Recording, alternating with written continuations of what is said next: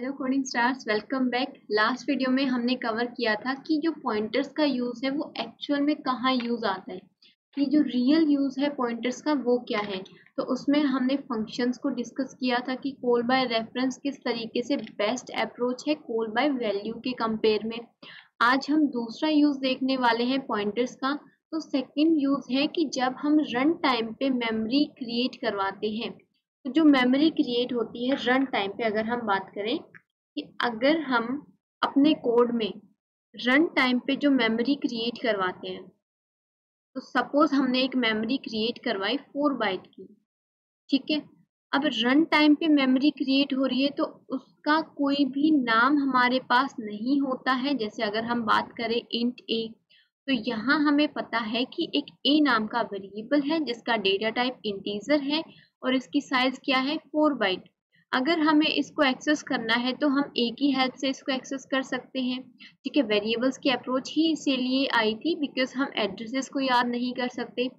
But जब हम कोई भी मेमोरी रन टाइम पे क्रिएट करवाते हैं, उस टाइम पे हमारे पास इस मेमोरी का कोई भी नाम नहीं होता है, हमारे पास ओनली एड्रेसेस होते हैं।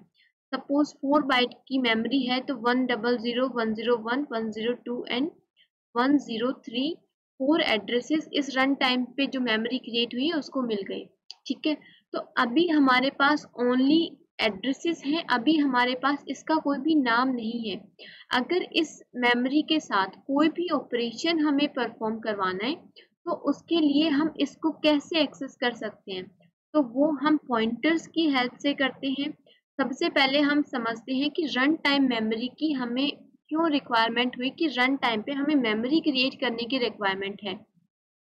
अब सपोज सिंपल सा हम एग्जांपल लेते हैं कि हमारे पास एक क्लाइंट आया, ठीक है, जो कि एक प्रिंसिपल है स्कूल का, ठीक है, प्रिंसिपल है स्कूल का। अब उनको एक सॉफ्टवेयर बनवाना है, किसके लिए, कि उनके स्कूल में जितने भी स्टूडेंट्स हैं उनका जो डेटा है वो रखने के लिए, ठीक है। अब इस साल जब वो हमारे पास आए तो उन्होंने बोला कि हमारे पास जो स्टूडेंट्स हैं वो कितने स्टूडेंट्स हैं, सपोज 2000 स्टूडेंट्स हैं, ठीक है। हम कोई भी रैंडम वैल्यू ले लेते हैं कि 2000 स्टूडेंट्स उनके स्कूल में हैं।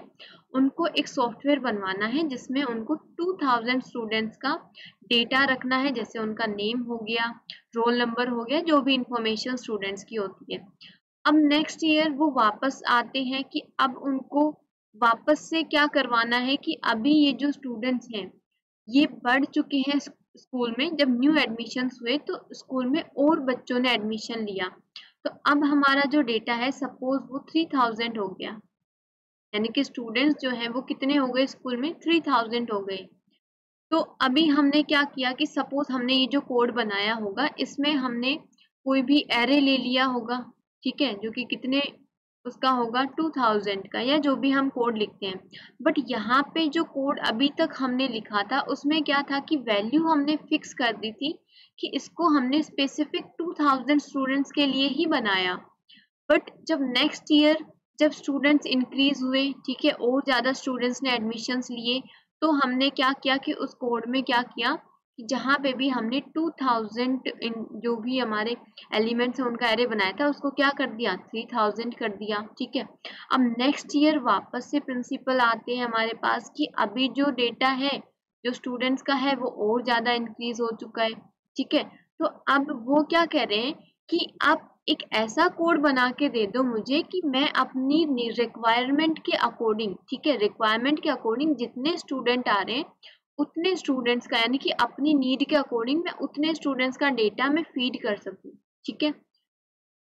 अब हम क्या करेंगे, अभी तक हम क्या कर रहे थे कि वैल्यूज को हम फिक्स कर रहे थे, बट अब हम क्या करेंगे कि कोई ऐसा कोड लिखेंगे जिसमें जब रिक्वायरमेंट हो, अगर 3010 स्टूडेंट्स की या जितने भी स्टूडेंट्स की हमें रिक्वायरमेंट है, ठीक है, उतने स्टूडेंट्स के लिए मेमोरी क्रिएट हो जाए, ठीक है।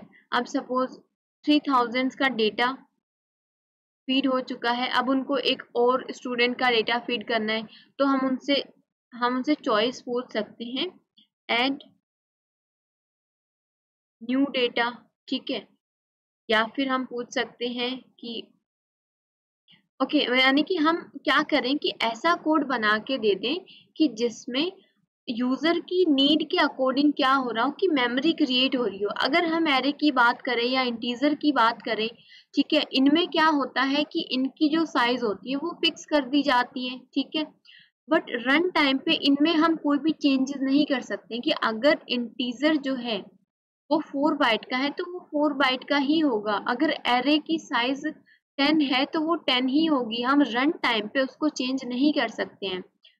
बट अगर हम रन टाइम मेमोरी की बात करें या हम इसको बोलते हैं डायनेमिक मेमोरी एलोकेशन की अगर हम बात करें, तो इसमें हम यूजर की नीड के अकॉर्डिंग रन टाइम पे मेमोरी क्रिएट करवाते हैं। ठीक है, कि अब प्रिंसिपल जो है उनको हमने एक ऐसा कोड बना के दे दिया कि जितने भी स्टूडेंट्स न्यू एडमिशन ले रहे हैं वो उनका डेटा इजीली से उस डेटा में फीड कर सकते हैं। यानी कि जब भी कोई नया स्टूडेंट आ रहा है तो एक स्पेसिफिक स्टूडेंट के लिए एक और मेमोरी जो है वो क्रिएट हो रही है। ठीक है, यानी कि मेमोरी रन टाइम पे हम लोग क्रिएट कर पा रहे हैं। तो रन टाइम पे मेमोरी क्रिएट करने के लिए हम क्या यूज करते हैं, कुछ फंक्शंस, हमें कुछ प्रिमिटिव फंक्शंस होते हैं जैसे कि मैलोक कैलोक जैसे कुछ फंक्शंस होते हैं या रीएलोक जैसे कुछ फंक्शंस होते हैं जो डायनेमिक टाइम पे यानी कि रन टाइम पे जब भी हमें मेमोरी क्रिएट करवानी है तो उन फंक्शंस की हेल्प से हम मेमोरी क्रिएट करवाते हैं। अगर इसकी बात करें तो यहाँ पे हमने मैलोक फंक्शन को यूज किया है। अगर अभी सिर्फ हम इसकी बात करते हैं, यहाँ ये मैलोक जो है वो प्री डिफाइंड फंक्शन है जो कि रन टाइम पे मेमोरी क्रिएट करवाने के लिए यूज किया जाता है। इसके ब्रैकेट में हमने पैरेंथेसिस में हमने क्या लिखा, साइज ऑफ इंट, यानी कि हम क्या कह रहे हैं कि जो इंटीजर डेटा टाइप की जो साइज होती है उस साइज की एक मेमोरी क्रिएट कर दो। तो इंटीजर की साइज क्या होती है 4 बाइट, यानी कि हम इसको क्या करें कि जितनी साइज इंटीजर डेटा टाइप की होती है उतनी ही साइज की एक मेमोरी क्रिएट कर दो। ये कितने बाइट की मेमोरी क्रिएट करेगा, 4 बाइट की, बिकॉज जो इंटीजर है उसका टाइप क्या कितने बाइट्स का होता है, वो 4 बाइट्स का होता है।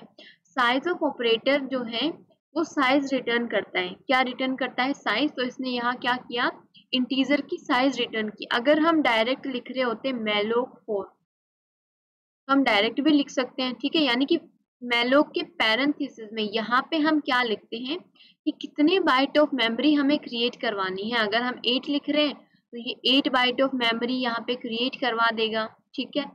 अब यहाँ हम क्या कर रहे हैं कि इसको हम लोग किस में कन्वर्ट कर रहे हैं, पॉइंटर टाइप की मेमोरी एड्रेस में।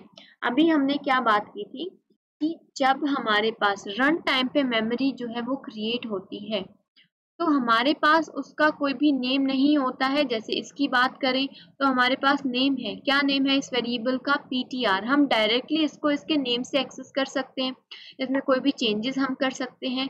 बट अगर रन टाइम मेमोरी जो क्रिएट हुई है उसको हमें एक्सेस करना है या उसके साथ कोई भी ऑपरेशन परफॉर्म करवाना है तो हम कैसे करवाएंगे, बिकॉज हमारे पास ओनली एड्रेसेस हैं और एड्रेसेस को हम याद नहीं रख सकते हैं।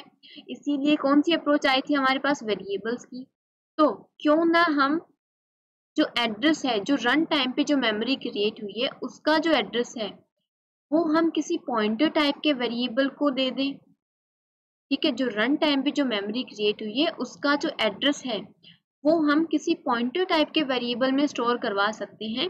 अब अगर हमें इस पे सपोज यहाँ पे जो मेमोरी क्रिएट हुई रन टाइम पे वहां हमें 4 जो है वो हमें स्टोर करवाना है, ठीक है। तो हम कैसे करवाएंगे, क्या अब हम ptr की जो कि पॉइंटर टाइप वेरिएबल है, क्या हम उसकी डी रेफरेंसिंग करके वहां 4 जो है वो हम स्टोर करवा सकते हैं। तो ये क्या करेगा कि डी रेफरेंसिंग करेगा ptr की, यानी कि इसके पास जिस भी मेमोरी लोकेशन का एड्रेस है उस मेमोरी लोकेशन पे जाओ और वहां क्या स्टोर करवा दो 4। तो हम इजीली से पॉइंटर्स की हेल्प से जो भी रन टाइम पे मेमोरी क्रिएट होती है उसको हम एक्सेस कर सकते हैं। अगर रन टाइम पे कोई मेमोरी क्रिएट हो रही है उसको एक्सेस करने का ओनली वन वे है, वो क्या है, पॉइंटर्स। ओनली पॉइंटर्स की हेल्प से हम उसको एक्सेस कर सकते हैं, बाकी हमारे पास कोई दूसरा ऑप्शन यहाँ पे नहीं है, ठीक है। ये समझ में आ गया होगा कि हम डायनेमिक टाइम पे यानी कि रन टाइम पे हमें मेमोरी क्रिएट करने की क्यों नीड हुई, बिकॉज अगर हमने एरे की साइज फिक्स कर दी, ठीक है, ARR 20, तो ये रन टाइम पे चेंज नहीं करेगा अपनी साइज। अगर हमें 30 एलिमेंट्स लेने तो हमें कोड में ही जाके चेंजेस करने पड़ेंगे। बट अगर हम मैलोक फंक्शन की हेल्प से या रीअलोक जो भी फंक्शंस होते हैं जो डायनेमिक टाइम पे हमें मेमोरी क्रिएट करवा के दे रहे हैं, उनको यूज करके हम रन टाइम पे ही अपनी नीड के अकॉर्डिंग जितना चाहें उतनी मेमोरी हम क्रिएट कर सकते हैं। इसलिए हम क्या करते हैं, रन टाइम मेमोरी जो है वो हमें यूजफुल होती है। अब उसको अगर एक्सेस करना है तो वो हम ओनली पॉइंटर्स की हेल्प से कर सकते हैं। यहाँ तक क्लियर होगा।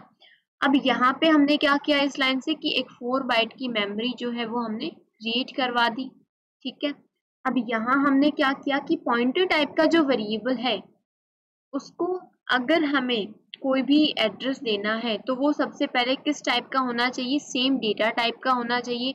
अभी तक हमने क्या किया था कि ओनली 4 बाइट की मेमोरी क्रिएट करवाई है, यानी कि इसको सिर्फ 4 एड्रेसेस यहाँ पे अलोकेट हुए हैं। क्या इसका अभी तक कोई डेटा टाइप है जो रन टाइम पे हमने मेलोक फंक्शन के थ्रू मेमोरी क्रिएट करवाई है? कोई डेटा टाइप नहीं है इसका। अगर हमने यहाँ पे इंट लिखा है कि साइज ऑफ इंट की, इसका सिर्फ इतना मतलब है कि इंटीजर की जो साइज होती है उस साइज की मेमोरी क्रिएट करके दो। अगर हम आइडिया लगा दें कि 4 बाइट की मेमोरी क्रिएट हुई है तो हम इसको इंटीजर कंसीडर कर लेते हैं कि इसका डेटा टाइप इंटीजर है। 4 बाइट का फ्लोट भी होता है, ठीक है, तो ऐसा तो नहीं है। तो ये केस तो फेल हो गया कि हम साइज के अकॉर्डिंग इंटीजर जो डेटा टाइप है वो हम डिफाइन नहीं कर सकते हैं। ठीक है, तो हमें क्या करना पड़ेगा, इसको टाइप कास्ट करना पड़ेगा। ठीक है, अब हर एक मेमोरी का अगर उसको यूज करना है, ठीक है, तो उसको सबसे पहले किसी ना किसी डेटा टाइप में हमें कन्वर्ट करना पड़ेगा। इतना क्लियर है कि अगर कोई भी ऑपरेशन हमें परफॉर्म करवाना है तो उसके लिए उसका डेटा टाइप हमें फिक्स करना पड़ेगा, डिफाइन करना पड़ेगा। यहाँ हम क्या कर रहे हैं कि इसका जो भी मेमोरी क्रिएट हुई है उसको हम इंटीजर में कन्वर्ट कर रहे हैं और एस्टेरिस्क सिंबल की हेल्प से उसको हम किस टाइप का बना रहे हैं, पॉइंटर टाइप का। यानी कि जो मेमोरी है उसको, यानी कि जो एड्रेस है उसको हम पॉइंटर टाइप का बना रहे हैं, बिकॉज इसको हम किस में स्टोर करवाने की कोशिश करें, किस में असाइन करवाने, एक पॉइंटर टाइप के वेरिएबल में। तो हमने पढ़ा था कि अगर राइट साइड में हमारे पास एक इंटीजर वेरिएबल है, हम ले लेते हैं कि इंट ए है, उसमें हम 52.3 अगर हम असाइन करवा रहे हैं जो कि एक डबल टाइप की वैल्यू है। डबल की साइज 8 बाइट होती है, इंटीजर की साइज 4 बाइट होती है। तो हम डबल को 4 बाइट में नहीं स्टोर करवा सकते। यानी कि अगर हम बात करें एक 4 kg का हमारे पास कंटेनर है, एक हमारे पास 8 kg का कंटेनर है, तो 4 kg का जो मटेरियल है वो हम 8 kg में इजीली से कंटेन करवा सकते हैं। बट अगर 8 kg का कंटेनर है तो उसको हम कंप्लीट 4 kg वाले कंटेनर में हम लोग नहीं स्टोर कर सकते। तो सेम एज हम यहाँ क्या करते हैं, इसकी टाइप कास्टिंग करते हैं कि इसको सबसे पहले किस टाइप का बनाते हैं, इंटीजर टाइप का। यानी कि राइट और लेफ्ट दोनों साइड में हम लोग बैलेंस करके चलते हैं कि अगर ये इंटीजर टाइप का है तो ये भी इंटीजर टाइप का होगा, ये डबल टाइप का है तो इसको भी डबल टाइप का बनाओ। ठीक है, तो सेम एज यहाँ पे ये किस टाइप का है, पॉइंटर टाइप का है, तो इसका जो एड्रेस है उसको भी हम किस टाइप का बना रहे हैं, पॉइंटर टाइप का बना रहे हैं। ठीक है, तो अभी हमने क्या किया कि जो भी मेमोरी हमारे पास क्रिएट हुई उसका एड्रेस हमने ptr को दे दिया जो कि पॉइंटर टाइप वेरिएबल है। अब हम इजीली से यहाँ पे डी रेफरेंसिंग करके, हम यहाँ क्या करें कि इजीली से डी रेफरेंसिंग करके हम जो है इसमें कोई भी वैल्यू अब स्टोर करवा सकते हैं। अभी हमने क्या स्टोर करवाया, यहाँ पे 20 स्टोर करवा दिया। जब हम इसको प्रिंट करवाएंगे, डी रेफरेंसिंग हो रही है यहाँ ptr की, तो क्या प्रिंट होगा, यहाँ पे 20 प्रिंट हो जाएगा। ठीक है, तो यहाँ हमने समझा कि किस तरीके से डायनेमिक मेमोरी जो है वो इम्पोर्टेंट होती है। अगर उसको एक्सेस करना है तो वो हम कैसे कर सकते हैं।